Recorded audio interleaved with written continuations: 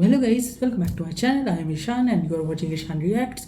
And आज की video में हम रिएक्ट करने वाला द वायरल किट पे, जो कि केबीसी पे गया था एंड बहुत ज़्यादा ट्रोलिंग हो रही है उसकी, बहुत चीज़ें हो रही है, तो उसके ऊपर पूरा बात करने वाला हूँ, रियलिटी बताने वाला हूँ, क्या हो सकता है क्या नहीं हो सकता है। एंड मोस्ट लाइकली यही हुआ है, ठीक है, क्योंकि मैं अपने एक्सपीरियंस से बात कर रहा हूँ, मैच्योरिटी बात कर रहा हूँ, कॉमन सेंस के बात करने वाला हूँ, जो कि आजकल की इस दुनिया में रही नहीं है। तो भाई थोड़ा ठीक है, लाइक भी करते हैं, सब्सक्राइब भी करते हैं, बाकी शुरू करते हैं। सबसे पहले हम रिएक्ट करते हैं कि हुआ क्या है एग्जैक्टली। सबसे कम समय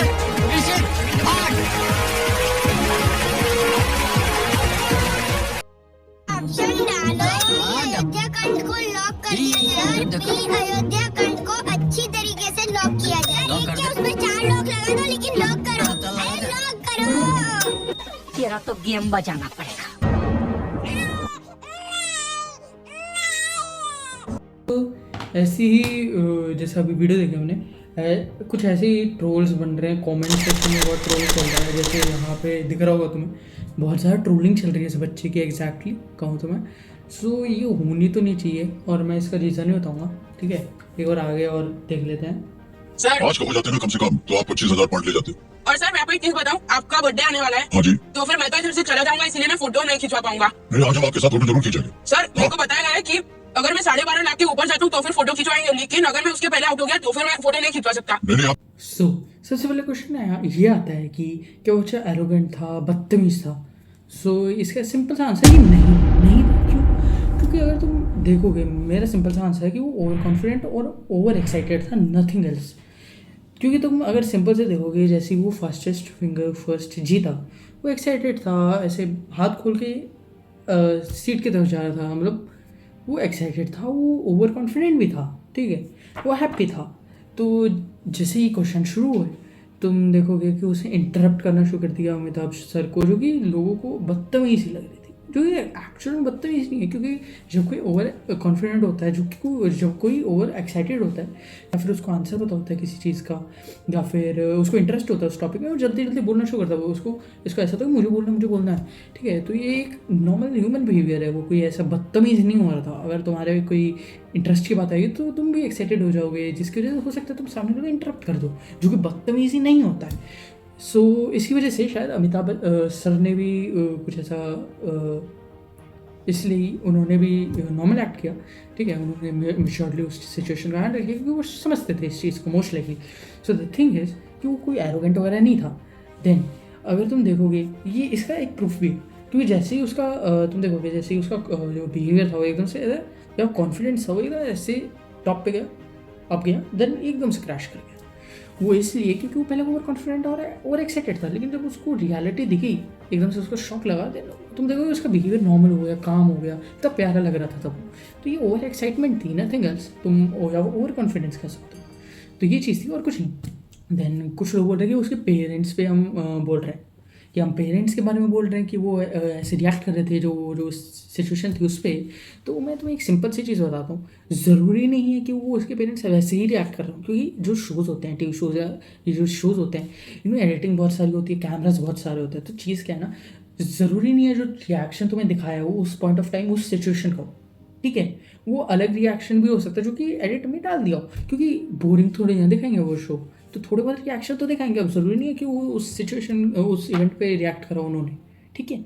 तो ये समझने वाली बात है। लेकिन मैं इसको ऑफकोर्स ओवरऑल कवर अप नहीं कर सकता हूँ और करूँगा भी नहीं, क्योंकि थोड़ी सी गलती हो सकती है पेरेंट्स के यहाँ पे, लेकिन एग्जैक्टली उनकी गलती नहीं है, क्योंकि नॉर्मल ह्यूमन बिहेवियर है, ओवर एक्साइटमेंट में ऐसे ही रिएक्ट करते हैं लोग, ठीक है। देन थर्डली जो कि है कि उस बच्चे को ट्रोल करा रहा है, ये तो बहुत ही गलत है, ये तो बिल्कुल ही गलत है। क्योंकि अगर तुम देखो, अगर तुम कभी बुली हुए हो तो तुम्हें समझ आएगा कि ये कितने गंदे तरीके से उस बच्चे को इम्पैक्ट कर सकता है। और ये जो चीज़ कर रहे हो तुम, ट्रोलिंग, मैंने एक वीडियो देखी थी जिसमें उसको बोला जाता है हैवान, पता नहीं क्या क्या, कुछ भी बोल रहे हैं लोग, ठीक है, कूल बनने के लिए, व्यूज़ के लिए, कुछ भी कर रहे हैं।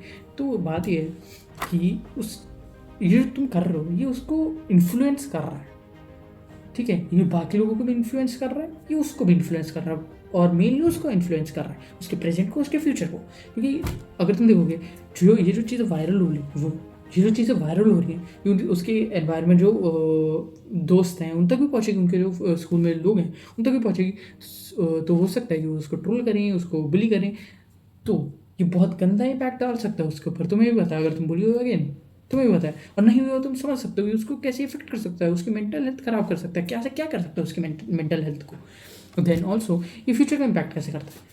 ये देखो, ये डिजिटल फुटप्रिंट है, ठीक है, जो कि हमेशा रहेगा, ये कभी जाने वाला नहीं है। तो जब वो बच्चा फ्यूचर में देखेगा तो तब भी उसकी ये सिचुएशन, ये जो चीज़ है, ये उसकी मेंटल हेल्थ को अफेक्ट कर सकती है।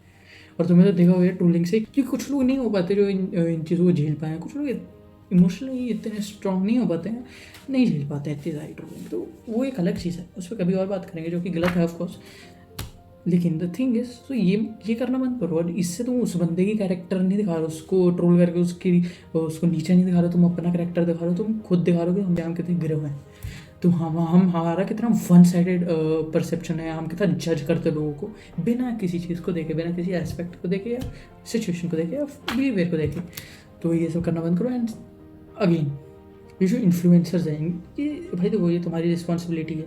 तुम ऑडियंस हो, तुम आज के जनरेशन या जो भी है, तो तुम्हारी रिस्पॉन्सिबिलिटी बनती है कि हम अच्छे से अपने इन्फ्लुएंसर्स को चूज़ करें, ठीक है।